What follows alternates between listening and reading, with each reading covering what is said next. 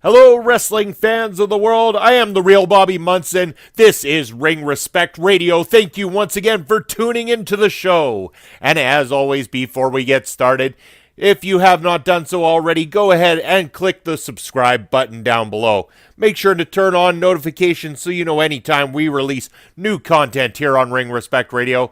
And as always, again, if you liked the episode, give us a good old thumbs up. We truly appreciate it. Now, this week on the show, there's a lot to decipher from what's going on in WWE this week. Raw, SmackDown, NXT, a lot going on as we build up to the grandest stage of all, and that is Wrestlemania. That is on Sunday, April the 8th from New Orleans. Yes, so some things to go over, including the WrestleMania card. We're going to talk about the WrestleMania card today on the show as well. But let's start with some of the things that went down this week, or some of the things I want to talk about that were big from both Raw and SmackDown. The two glaringly big major things that went down. And first of all, we'll start with Raw, and we're talking about the Ultimate Deletion. This not only happened on Monday Night Raw, this, segment that was originally built by TNA. So anyone who's not familiar with Broken Matt Hardy from his days in TNA and on the indies prior to coming back to WWE, go take a look at that so you get a better understanding of the character and all the characters involved in the Hardy compound concept itself. It tends to make a little bit more sense. So that wasn't fully explained. But at the same time, I think, anybody who's going to enjoy this segment probably has that knowledge already, or is willing to go find out that knowledge anyway at that point. So what did I think of it? I loved the Ultimate Deletion. I'm not sure what everybody else thought of it. I mean, you can go ahead, let me know in the comments below if you liked it, hated it, what your thoughts were. Let me know anyway. I personally thought it was fantastic. It was every bit as crazy as it should be. You could say that it's very similar thing, but you got to imagine this is a brand new audience that they're bringing it to as well. So, some of these things are brand new to some people at the same time. I like the nice throwback they did to the Sister Abigail home being destroyed by Randy Orton, and Woken Matt Hardy bringing that out in him. So there was a lot of character development for Bray Wyatt's character, more so than what's been done in a long time.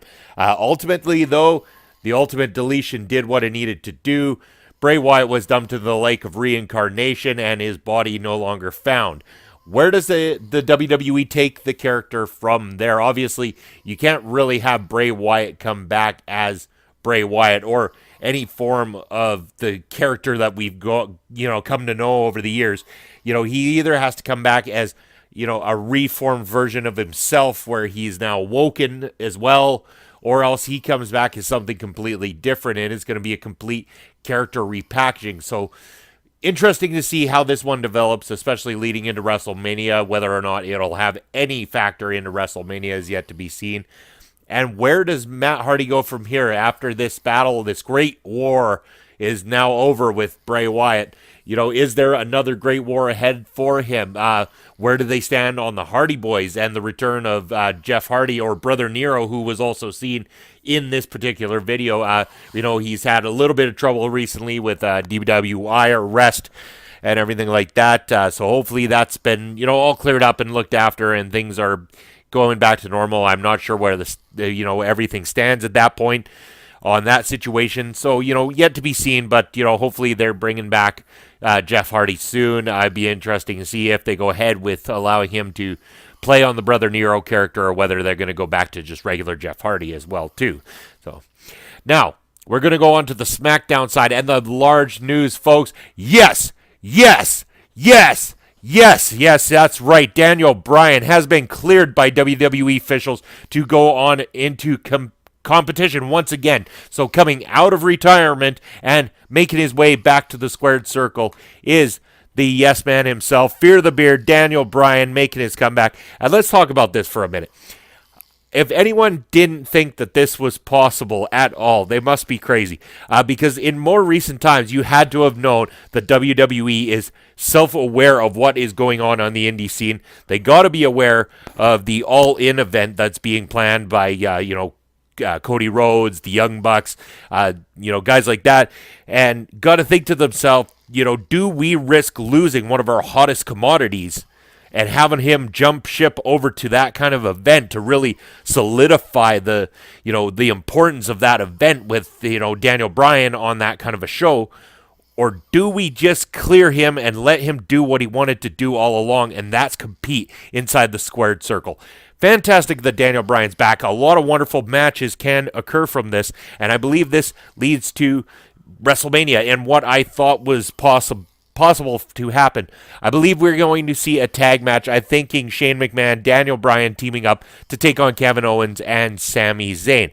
I think at the same time, though, this is also going to lead to the ultimate heel turn. I think that Daniel Bryan will end up turning in this case, and he will side with Sami, and he will side with Kevin Owens, and they will leave Shane a pile of mess by the end of this. And seeing as we're already on the subject, let's talk a little bit more about the WrestleMania card. Yes, WrestleMania coming up on Sunday, April the 8th. What I would say is probably one of the most exciting WrestleMania cards that WWE has put together in quite some time. And, not to take away from, certain matches or certain aspects of WrestleManias of previous years, but, WrestleMania needs to be huge. They talk a big game, and it needs to be the big game, and I think we're getting the big game this year. Whether you're 100% on board with all the matches, they are doing a damn good job, and they're also selling us quite well with the storyline developments that have been happening in recent times. Let's talk about that main event. Brock Lesnar and Roman Reigns, a match that's pretty much been on the cards of WWE for the good part of a year, if not, immediately following last year's WrestleMania. They knew they wanted to go ahead with this one, and they have built to it. Now, they have done a marvelous job of making me care a little bit more about this match, and it's not that I didn't care about, say, Roman Reigns. I am not the biggest supporter of Brock Lesnar, and anybody who has previously listened to my show or knows me personally would already understand that. And it's for the same reasons that WWE is allowing Reigns to go out there and say these facts, the same things we all kind of feel, and I think they want us to feel sympathy for Reigns and side with Roman Reigns. It's obviously not going to work with a lot of the fans out there that, it doesn't matter what they do, they're not going to support Roman Reigns.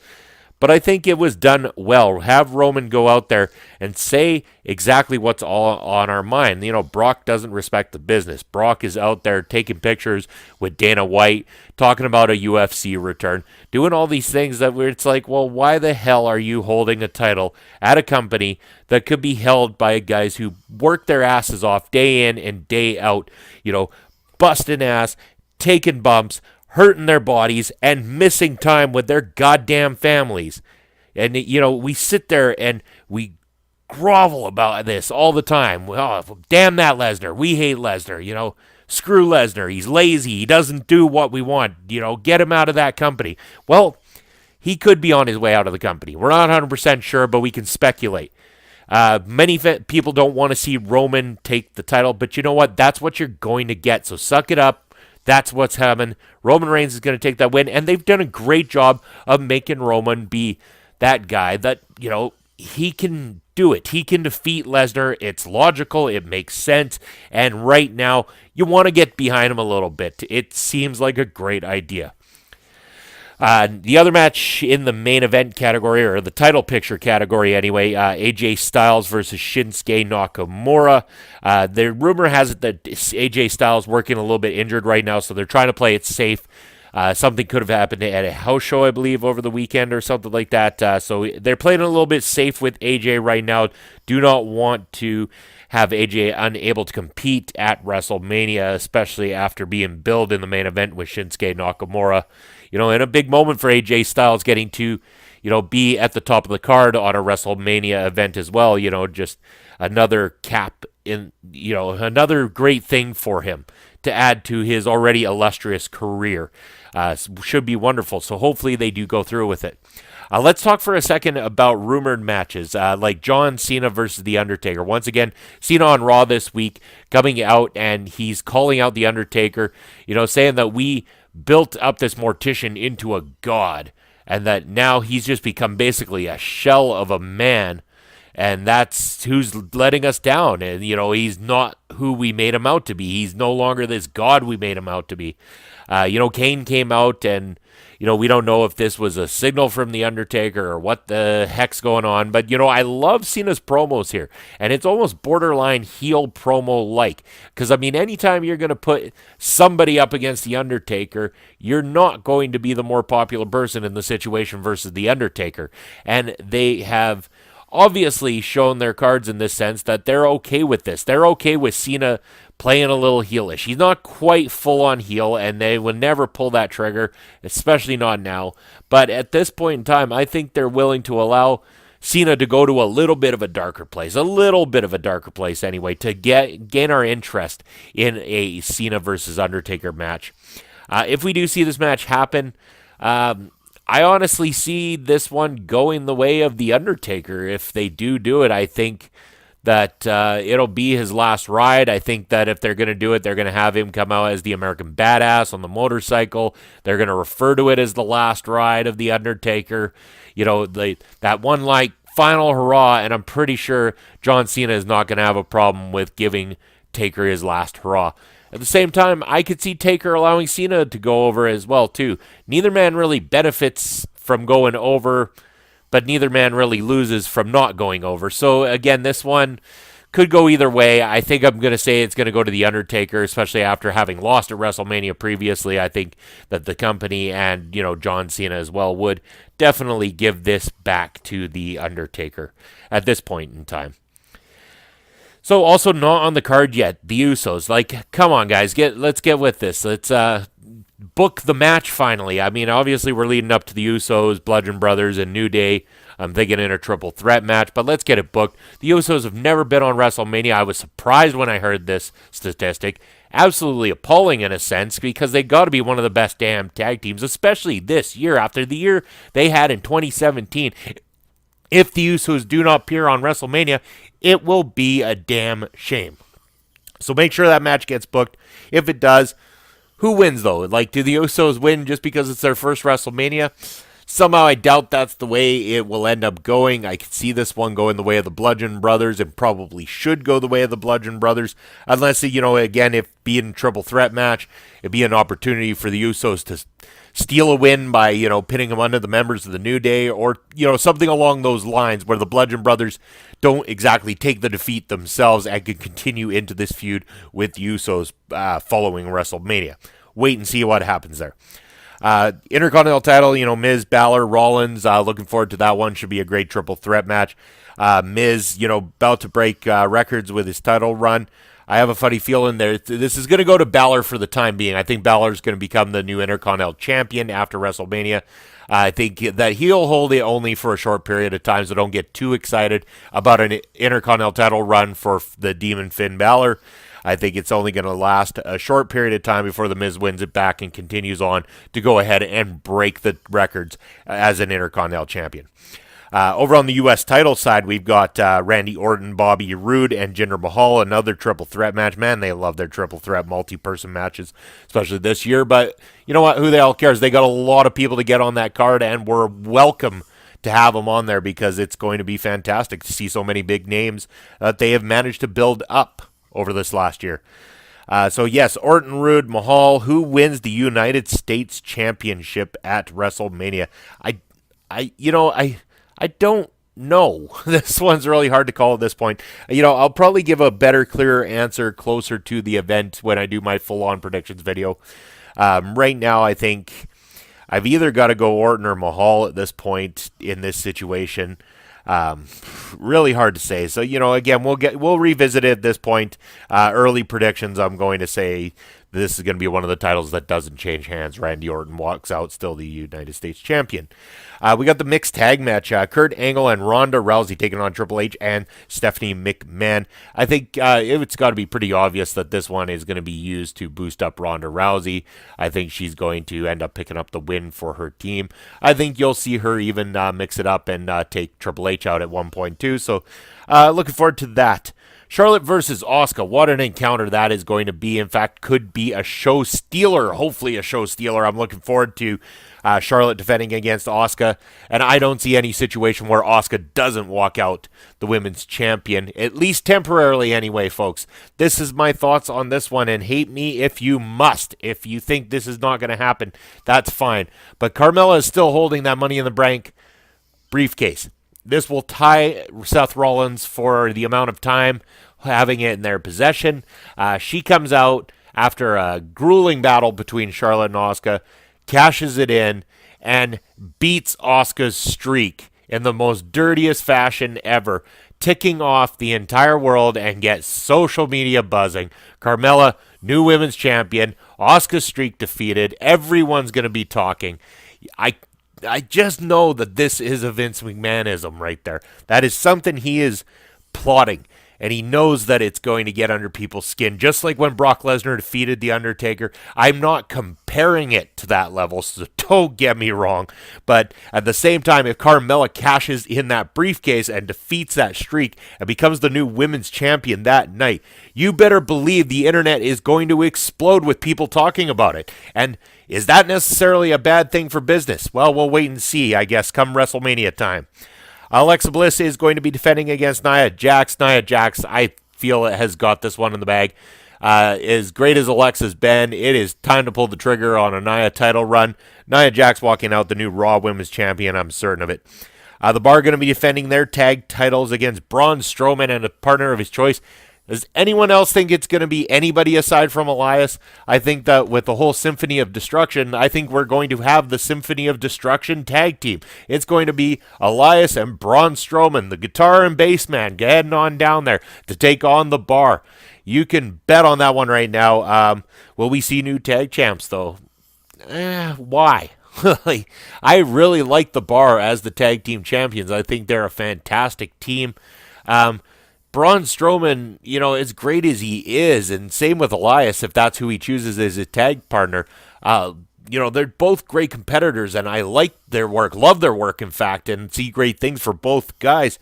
But do we need them as tag champs right now? I don't really want them in the tag division necessarily. It's another forced thing. I mean, I know Sheamus and Cesaro were, and it worked out quite well, but we can't just keep pairing guys up all the time and hope that every single one of them works out, because it could also kill a lot of momentum, especially in the case of Braun Strowman. I mean, it might very much help Elias as a character. I'm not so sure it's going to help Braun Strowman in the same way.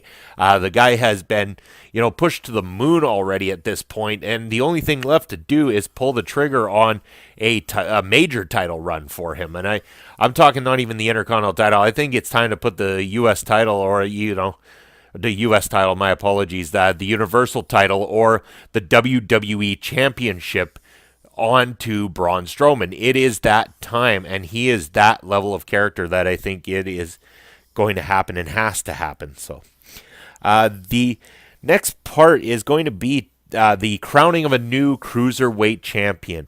Cedric Alexander, Mustafa Ali, the two finalists in the cruiserweight title tournament. Triple H has taken over the development and all the control of 205 Live, and ever since, it has been fantastic. If you haven't turned into 205 Live lately, you really should. It has been a change of pace. It is getting way more interesting, far more back to what we were hoping it would be in the first place. I know they probably burnt a lot of bridges with people out there with what they had done previously, people not caring about it. But I think it's time to care about the cruiserweights again. Triple H understands it. He knows what we want to see. And proof in this match here, Cedric Alexander, Mustafa Ali, two babyface characters, but I think two guys that are going to put on one hell of a performance, especially on the grandest stage of them all. The two of them are going to pull out all the stops, and I believe Triple H is going to tell them, go full momentum, give them what a cruiserweight match should be, and create a classic. And that is what the two of them are going to do, and they're bound to do it. And in the end, I think it's time Cedric Alexander walk out the new cruiserweight champion. The Women's Battle Royal, WrestleMania Women's Battle Royal as it will now be known, instead of the She Who Shall Not Be Named Battle Royal. Yes, the Women's Battle Royal taking place, and early predictions, Jesus Christ, who knows? It could be anybody at this point. to me, it almost has to be somebody that you're wanting to build. So either somebody who's just getting their start, like a member of the Riot Squad, or a member of Absolution, or the other case would be for an NXT superstar, or maybe in this case, NXT superstars. Now, here's my thoughts on this. If anyone was to find a way to simultaneously win a battle royal together and carry that on like they're the co-winners of it, how about the iconic duo? Yes, I'm talking about Billy Kay and Peyton Royce. I think this would be a perfect opportunity for the two of them to debut, and why not do it on that grand stage and have them pull that off? The iconic duo makes this iconic impact by co-winning the first ever Women's WrestleMania Battle Royal. Mark my words, the iconic duo are my early predictions to show up and win that Battle Royal. So speaking of Battle Royals, we also got the Andre the Giant Battle Royal, and who is going to win it this year and have their career go absolutely nowhere? Because aside from Baron Corbin, yeah, he went places, but it wasn't because of his win at the Battle Royal. I mean, it helped get him known on the roster, I guess. It helped get him noticed a little bit. But, it did nothing for Cesaro. It really didn't do anything for Big Show, because what's it going to do for Big Show at this point in his career? I mean, it's, not going to give him any additional push of any kind. And then it did absolutely nothing for Mojo Rawley as people expected. So, it's been a very uneventful Battle Royal, but we still look forward to it for some odd reason. So, who do we want to see win it this year? Who could win it this year? Hard to say at this point. Again, is this an opportunity to debut an NXT superstar? And who do you debut from NXT? My thoughts on it would be, here's an opportunity to debut another big man that Vince McMahon is so fond of and put him in it. How about Lars Sullivan from NXT? How would you put Lars Sullivan in the Andre the Giant Battle Royal and have him win? A surprise win for a guy who isn't that well known. He's not that established on NXT yet even. That's a perfect opportunity for Vince McMahon to take this character and do something different with it. Not different, but just do something more than what they're doing in NXT right now. Because while Lars might not fit the NXT brand quite as well, he might find a perfect home in there at WrestleMania. There's also the lurking question, could Samoa Joe be ready and Samoa Joe win the Andre the Giant Battle Royal as a surprise entrance? Guess we'll find out come WrestleMania time, folks. It's not that far away. WrestleMania coming up Sunday, April the 8th, I believe. Yes, so looking forward to that. One last thing before the show is over, going to NXT, talking about Johnny Gargano, Tommaso Ciampa. What a build-up to this match this has been.